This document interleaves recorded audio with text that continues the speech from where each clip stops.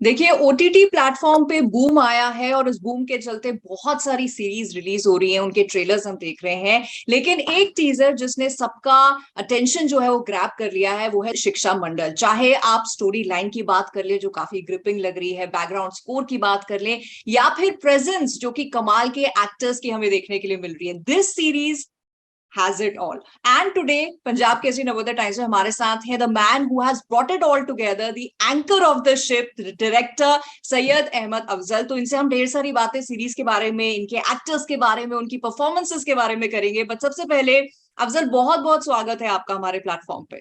शुक्रिया, बहुत बहुत शुक्रिया। और आई थिंक मुझे बहुत खुशी हो रही है इस चीज को लेके कि किस तरह से जो शिक्षा मंडल उसको एक बहुत अच्छा जिसे कहते हैं ना रिव्यू मिला है ऑडियंस की तरफ से। और I think I am I am really very grateful to the audience and obviously you for taking our time and doing this interview. Thank you so much. बताइए जी। प्लेजर इज ऑल आज अफजल, क्योंकि एक अच्छी स्टोरी लाइन देखने के लिए मिलेगी ऑडियंस को भी, तो डेफिनेटली वो ट्रीट हमारे लिए भी है। तो कितना कुछ अब आप रिवील कर सकते हैं? मैं जरूर ये कहना चाहूंगा कि एक बहुत इंटरेस्टिंग टेक है जहां पर जब ये कहानी मेरे पास पहली बार आई थी और ये आया था कि इस पे वर्क करना है, तो मुझे यही लगा था कि हम इसको कैसे डिफरेंट, कैसे मुख्तलिफ कर सकते हैं और चीज़ों से। मतलब ऑब्वियसली ऐसे बहुत सारे पहले स्कैम्स के ऊपर, रियल लाइफ इवेंट्स के ऊपर चीज़ें बनी हैं। फॉर एग्जांपल मैंने मेरी कुछ फिल्में भी हैं कुछ ऐसी पहले जिस पे बनी है, तो हमने सोचा कि इस बार क्या ऐसा डिफरेंट करें। तो वो थॉट था कि एक स्कैम किस तरह से different sections of the society, different strata of the society को अलग अलग तरीके से अफेक्ट करता है। जैसे कि आपको नीश जो आपका सेक्शन है उसको कैसे अफेक्ट करता है एक स्कैम, तो वही स्कैम अपर मिडिल क्लास या मिडिल क्लास को कैसे अफेक्ट करता है, और फिर वही स्कैम ग्रास रूट लेवल पे थोड़ा जो डाउन ट्रॉडन है उनको कैसे अफेक्ट करता है। तो आई थिंक ये वही टेक है कि इन तीनों स्ट्राटास ऑफ द सोसाइटी में ये अलग अलग तरीके से कर रहा है, और ये इसी वजह से ये तीनों sections of the society are colliding with each other. And when they are crossing each other's path, तो उसके क्या रिजल्ट्स निकल रहे हैं, उसके क्या कॉन्सिक्वेंसेस हैं, तो ये मेरे ख्याल से दर्शाता है। उसका स्क्रीन प्ले भी, उसकी कहानियां भी, उसमें बहुत अलग अलग तरीके के किरदार हैं जो और भी सामने आएंगे। And I am really thankful to MX and to Mr. MX Player and to Mr. Piyush Gupta for giving me this opportunity to make this web series, and I had a ball of a time. मुझे बहुत मजा आया shoot करते हुए। मैं बहुत शुक्रिया अदा करना चाहता हूँ मिस्टर कुणाल एम शाह का, जो कास्टिंग डायरेक्टर हैं, जिन्होंने इतनी खूबसूरत कास्ट वो समेट के लाए एक जगह पे, और बहुत ही जबरदस्त, मतलब जिसे कहते हैं ना, बहुत अच्छे परफॉर्मर्स। गुलशन मतलब outstanding performer, Gauhar star performer, and Pawan ji तो कहने ही क्या। मैं like it was a fan boy moment when I met him for the first time on the set. And obviously, before that also, when I gave him the narration, it was a fanboy moment because I loved his work. His body of work is so exemplary. बाग बहादुर हो या फिर सलीम लंगड़े पे मत रहो, तो classics correct. तो मुझे मतलब मैं I feel grateful to have been worked in association with these three actors and the rest of the actors as well, जो भी हैं इसमें, मुझे बहुत मजा आया। अभी कुछ दिन पहले मेरी पवन जी से बात हुई थी, तो मैं उनसे वही डिस्कशन कर रही थी कि ऑफ कोर्स कुछ तो ऐसे चेहरे हैं जिनको हम नाम से और काम से दोनों से जानते हैं कि अच्छा इसमें पवन जी हैं, गौहर है, गुलशन है। जी लेकिन मैंने एक चीज नोटिस की कि ऐसे बहुत सारे और चेहरे हैं जिनको हम बेशक नाम से ना जानते हो, बट फेस रजिस्टर हुआ, अरे इनको मैंने यहाँ इस सीरीज में देखा या फला फिल्म में देखा है। तो वही पवन जी ने भी बोला कि इसमें तो आपको ऐसी पूरी स्टार कास्ट ऐसी मिलेगी कि भले ही रोल छोटा हो लेकिन इतना दमदार है कि ये पूरा एक टीम एफर्ट हुआ है। जी जी, बहुत बिल्कुल। मतलब मैं पूरे प्रोसेस की अगर बात बताऊं शुरू से लेके आखिर तक, तो ये एक मतलब मेरे करियर में अभी तक का ऐसा मैंने टीम एफर्ट इससे पहले नहीं देखा है, जहां हर एक आदमी, एक्टर हो, क्रू में हो, वो एक दूसरे को जैसे कहते हैं ना, इनकरेज कर रहा है पूरे वक्त, हम्म। चाहे वो परफॉर्मेंस हो, चाहे वो क्रू की एफिशिएंसी हो। सब लोग खड़े हुए थे एक दूसरे के लिए, मेरी टीम, मेरी डायरेक्शन टीम, मेरे एचओडीज, एवरीवन। एंड उसका रिजल्ट ही ये आया कि मतलब एक एनर्जी होती है ना सेट पे, तो हर एक किरदार जो आ रहा है वो इसलिए नहीं आ रहा just for the sake of it के आ रहा है। वो आ रहा है और वो कुछ करके जा रहा है, वो एक कंट्रीब्यूशन कहानी में देकर फिर जा रहा है। करेक्ट। और लिखते वक्त भी हमने ये चीज ध्यान में रखी थी कि कहानी तो अहम है ही, लेकिन किरदार इतना ज्यादा अहम होता है। मेरे ख्याल से जो रिपीट वैल्यू किसी भी फिल्म की या वेब सीरीज की होती है, वो तभी होती है जब उसके किरदार यादगार हों। करेक्ट। क्योंकि कहानी तो एक बार आप समझ जाते हैं, फिर वो कहानी का उतना वो जो होता है कि हाँ कहानी क्या थी, कहानी तो हमें पता चल गई, लेकिन किरदार हमें दोबारा वो मोमेंट देखना है हम्म। किरदारों का। तो वो किरदार और वो कहानी अमेलगमेशन दोनों चीजों का है। हमने अपनी पूरी कोशिश करी है और जोर लगा के और बहुत ही शिद्दत के साथ इसको अंजाम दिया है। और देखते हैं कि अच्छा, बट मैं एक चीज जानना चाह रही हूँ because since you are a writer also, तो जैसे ये जी ट्रू इवेंट्स जो थे एक स्कैम के, उससे इंस्पायर्ड है, तो एक जी। राइटर के बतौर कितनी क्रिएटिव लिबर्टी आप ले पाते हैं, स्पेशली जब ऐसा कोई प्रोजेक्ट कर रहे हैं जहां पर which is based on true events और इंस्पायर्ड बाय ट्रू इवेंट्स। देखिए, बेसिक जो जर्म होता है वो तो वहीं से आता है, जो कंसेप्ट है। ये कंसेप्ट पीयूष जी ने बताया था, जो मैं प्रोड्यूसर हैं, और एमएक्स प्ले की टीम में भी।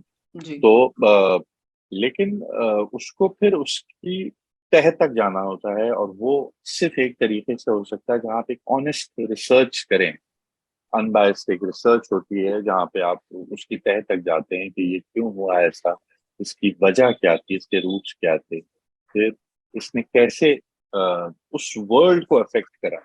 हम्म। और ऑब्वियसली उसका फिर उसका जो फिनाले है, तो ये सारी चीजें मद्देनजर रखनी पड़ती हैं। और कभी कभी जो हम ऑब्वियसली रियल आइडेंटिटीज के साथ तो नई चीजें बनाते हैं, उसको फिक्शनलाइज किया जाता है, उसको इंटरेस्टिंग बनाया जाता है, कंटेम्प्रेरी टाइम्स में अडाप्ट किया जाता है। क्योंकि कभी कभी होती हैं कुछ चीजें, रियल लाइफ इवेंट्स होती हैं जो 20-30 साल पहले होती हैं, करेक्ट। और 15 साल पहले होती हैं, 10 साल पहले होती हैं, तो उनको फिर आप कंटेम्प्रेरी एक ट्रीटमेंट देते हैं, एक आज का ट्रीटमेंट देते हैं। चाहे विजुअली हो, चाहे वो स्टोरी टेलिंग में हो, चाहे वो नरेटिव में हो, वो एक देना पड़ता है। और मेरे ख्याल से वहीं पे आपका true mettle as a creator, as a film maker, as a screen writer पता चलता है, जहां आप किस हद तक उसको आप विद द टाइम्स मतलब ट्रीटमेंट दे रहे हैं, जी। अपडेट कर रहे हैं उसके हिसाब से। तो आई थिंक किसी भी काम के लिए रिसर्च बहुत इंपॉर्टेंट है। चाहे आप फिक्शन ही प्योरली क्यों ना बना रहे हो, बट फिक्शन में भी कुछ चीजें आप इंस्पायर तो लाइफ से ही होते हैं जी। After all. तो आपको अगर कुछ एक अगर कार मैकेनिक की कहानी है, तो मेरे ख्याल से उसमें भी रिसर्च जाएगी कि कार मैकेनिक जो है वो क्या क्या काम करता है, उसके क्या वो है, तो उसी से फिर आप कैरेक्टर को डेवलप करते हैं, इवेंट्स को डेवलप करते हैं। I think research is very important, and we did a lot of research. हम बाकायदा पिछले साल जुलाई में 20 दिन के लिए भोपाल थे, हम वहीं लिख रहे थे।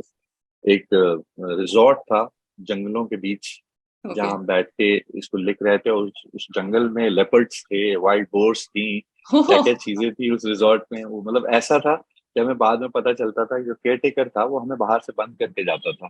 तो हमें ये बहुत बाद में बात पता चली। हम रात भर लिखते रहते थे, अब जंगल के साउंड्स आ रहे हैं, ये आ रहे हैं, तो we way like we used to get inspired away from civilisation everything.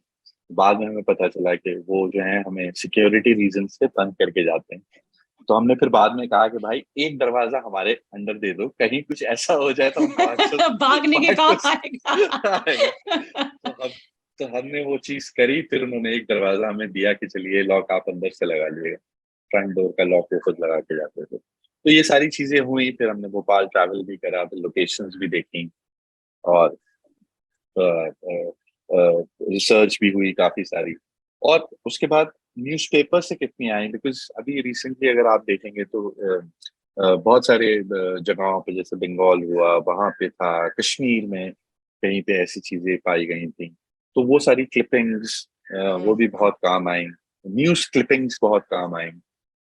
तो, तो इस तरह से फिर चीजें हुई। करेक्ट, क्योंकि आप एक डायरेक्टर हैं, तो जी। आपका हर डिपार्टमेंट में कहीं ना कहीं एक इन्फ्लुएंस है, या फिर आपको सारे डिपार्टमेंट्स देखने हैं। तो मैं आपसे जानना चाह रही हूँ कि वो सारे काम कर रहे हैं, प्लस आपकी इतनी बड़ी ensemble कास्ट है, तो कैसे मैनेज हुआ ये सब कुछ? आई थिंक मैं आपको बताऊं, मैंने over the years, like I been here for about what 14-15 years। So मैंने एक ही चीज समझी है अभी तक कि जो डायरेक्टर होता है ना, वो बेसिकली एक मैनेजेरियल काम है। हाँ। और वो एक एक तरह का जैसे कहते हैं ना आप, creative manager kind of post है, जहां उसको कॉन्स्टेंटली अपने लोगों को इंस्पायर करना है, और उनकी जो आपस का तालमेल है उसको एफिशिएंट रखना है, करेक्ट। कि how to extract the best out of everyone who's involved in the project, which includes the actors also.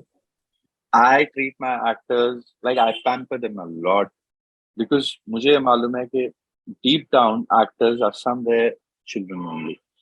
वो बच्चे होते हैं, उनको आप जितना प्यार देंगे, जितना आप उनको इनकरेज करेंगे, जितना उनमें टाइम इन्वेस्ट करेंगे, वो मतलब क्ले की तरह होते हैं। उसके बाद वो किसी भी मोल्ड में आप उनको कर सकते हैं।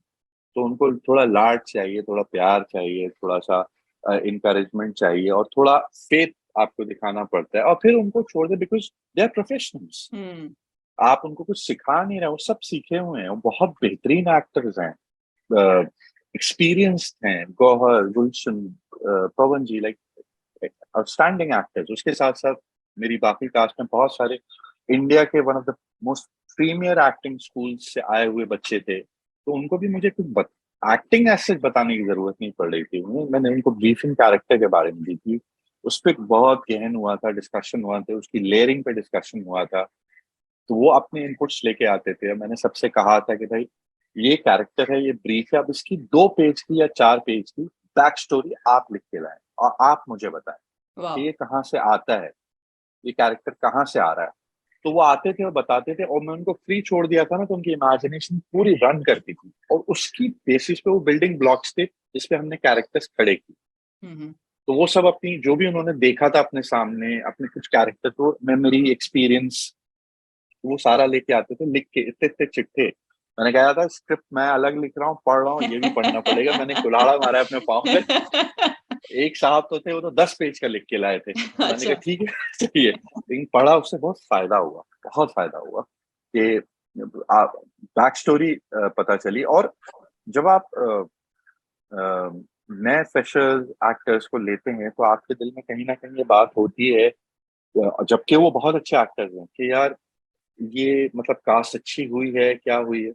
तो वो जब बैक स्टोरीज आना शुरू हुई, तो मैंने कहा यार, मतलब आई थिंक जो मैं एक्सपेक्ट कर रहा था उससे कई गुना ज्यादा वो लोग इन्वेस्टेड थे कैरेक्टर में, जिसकी वजह से हम्म। उन्होंने वैसे डेवलप करा। एक मैं एग्जांपल दूंगा आपको, एक एक्टर है नवदीप सिंह ठाकुर। वो बहुत जिसे कहते हैं अंदर तक गया रिसर्च के पॉइंट ऑफ व्यू से, और वो एक बाकायदा एक कम्युनिटी है जिसपे वो बेस्ड है कैरेक्टर, उस कम्युनिटी में जाके रहा, उनके कस्टम्स 2 हफ्ते तक उसने देखे उस कम्युनिटी के, और उनमें वो उसने हिस्सा लिया उनके ट्रेडिशंस में, उनके रिचुअल्स में। तो फिर मुझे आके उसने बताया कि लाइक ऐसा ऐसा हुआ है, और उन लोगों ने कहा है कि दोबारा आना हमारे पास, तुम okay. You become a part of us. तो इस लेवल की तैयारी हुई थी। अब वो देखेंगे जब बिल्कुल। सीरीज इनफैक्ट आएगी। जैसे आप फेथ की भी बात कर रहे हैं ना, एक एक्टर और उसके डायरेक्टर के बीच में फेथ होना भी बहुत बड़ी बात है। बिकॉज जैसे गौहर से जी भी मेरी बात हुई एंड शी सेड के जी उन्हें कहीं ना कहीं ये था कि मैं इस रोल के लिए, so you know she had this question, तो उन्होंने आपका ही जिक्र किया था कि आपने उन्हें वो कॉन्फिडेंस और फेथ इतना उन पे दिखाया कि उन्होंने घुड़सवारी भी बहुत जल्दी इस रोल के लिए सीख ली। बहुत बहुत, मतलब मैं गौर को चैंपियन कहता हूँ। हाँ। और वो चैंपियन इस वजह से कहता हूँ कि वो जितनी बहादुर लड़की है ना, मतलब शी इज एक्सट्रीमली ब्रेव। मतलब उनसे कहा जाए कि आपको ये चीज करनी है, तो अगर मैं कहूंगा तो वो 2 बार नहीं सोचेंगी, वो कहेंगी ठीक है करना है तो करना है। अब उसमें ऑब्वियसली एक्शन होता है तो उसमें खतरा होता है, मतलब चोट लग सकती है, ये लग सकती है। नहीं, आपने कहा है ये करना है तो ये करना है। और वही वाली बात है कि अगर आप फेथ दिखाते हैं किसी में, आप जब कहते हैं कि ये करना है, तो ये कहना ही इतना अपने आप में वो चीज होती है कि एक्टर को लगता है अरे मुझसे कहा जा रहा है तो इसका मतलब फेथ है, वरना हाँ। मुझसे कहा ही नहीं जाएगा कि मैं ये करूं। तो घुड़सवारी हो या गोलियां चलाना हो, मतलब उन्होंने तो बाकायदा मेरे ख्याल से वेपन्स ट्रेनिंग पहले भी कर रखी है, because the way she was firing and like she was loading the guns and all, and it was top notch. और उससे बहुत फायदा हुआ हमें। एंड हाइट तो है ही उनकी 5 फुट 9 इंच, उस पर जब वो यूनिफॉर्म पहन के आती हैं तो ऑब्वियसली मतलब लगता है कि हाँ भाई कोई आईपीएस आ रहा है। Correct correct. और वही गुलशन के साथ मैं, गुलशन तो खैर खुद टीचर रहे भी हैं, उन्होंने पढ़ाया है। तो उनके अंदर वो जो एक इनहेरेंट, मैं उनको कहता था कभी कभी शूट के बीच में, मास्टर जी कहता था, मास्टर साहब कैसे हैं मास्टर साहब। हमारे यूपी में हम माँ मास्टर जी साहब को कहते हैं, मास्टर साहब हाँ। कहते हैं, तो हमें कहता करेक्ट। मास्टर साहब कैसे हैं।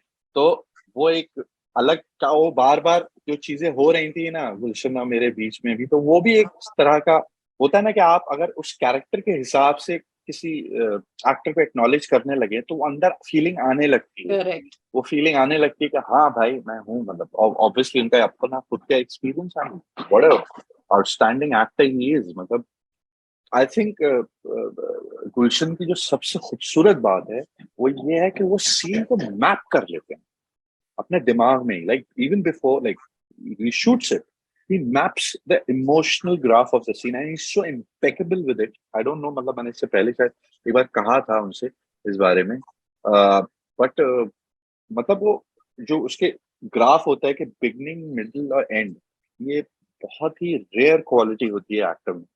कि वो अच्छे एक्टर्स होते हैं सारे, मतलब जो अच्छे एक्टर्स होते हैं वो होते ही हैं अच्छे एक्टर, लेकिन ये जो टेक्निकल बिट होता है ना वो मैपिंग का एक इससे पहले मुझे जो एक्सपीरियंस हुआ था, ये हुआ था फारूक साहब के साथ, यंगिस्तान में फारूक शेख साहब के साथ। He was impeccable with the mapping of the scene, the graph of the scene. He knew like where is the middle point, तो वहां पे कहाँ परफॉर्मेंस को वैसे लाना है और फिर दोबारा से उसको रेज करना है फिनाले की तरफ when the scene concludes. So, like every film and every web series has a beginning, middle, and end. The scene also similarly has a beginning, middle, and end. So, and पवन जी का तो क्या कहना ही है, मतलब वो तो, और पता नहीं क्यों ऐसा भी हुआ था। पवन जी का एक पूरा गैंग था बच्चों का, उसमें नए नए लोग थे, एमपीएसडी के, एनएसडी के, बीएनए के, तो वो इतना घुल मिल गए थे, वो लग ही नहीं रहा था कि वो मतलब इतने सीनियर एक्टर हैं। और वो लड़कों से ऐसे बात करते थे जैसे वो एक कॉलेज का बंच होगा। the guys became so friendly with him and there was a very, मतलब this was a very जिसे कहते हैं ना reason हाँ। uh, because of which these guys were so comfortable performing along with him, because he had instilled so much of confidence in them just by talking, just by opening up, कि वो लोग मतलब वो उनको लगता ही नहीं था कि इतना बड़ा एक्टर हाँ हाँ। बहुत काम कर रहे हैं, दे वर एट ईज। और बाद में this is one project which I would like to say that shooting होने के बाद भी everybody is connected with each other. Like मैं आज भी मैं पवन सर को मैं पवन सर नहीं कहता हूँ, मैं दद्दा ही कहता हूँ। कभी आप पूछिएगा उनसे, कॉल भी आती है तो मैं प्रणाम दद्दा कहता हूँ पहले, बिकॉज मुझे और निकलते ही नहीं है कुछ मुंह से नाम उनके लिए। तो वही चीज है, बाकी सब लोग भी बच्चे उनसे मिलते रहते हैं, उनका उनसे सीखते रहते हैं, आशीर्वाद लेते रहते हैं उनसे। And मतलब बहुत ही मैं खुश नसीब समझता हूँ अपने आप को कि पवन सर जैसा एक्टर मैं उनके साथ काम कर सका। करेक्ट। अगर मैं if I want to hear it lastly straight from the horse's mouth, अगर जाते जाते हमारी ऑडियंस को, आपकी ऑडियंस को आपने कोई एक या दो रीजंस देने हैं शिक्षा मंडल को बिल्कुल मिस ना करने के, तो एज अ डायरेक्टर वो क्या होंगे? मैं सिर्फ ये कहना चाहूंगा कि ये इतना रेलेवेंट टॉपिक है कि इसमें हमने कुछ ऐसी चीजें दिखाई हैं जो आम जिंदगी में होती हैं, जिस तरह के कुछ फ्रॉड्स होते हैं।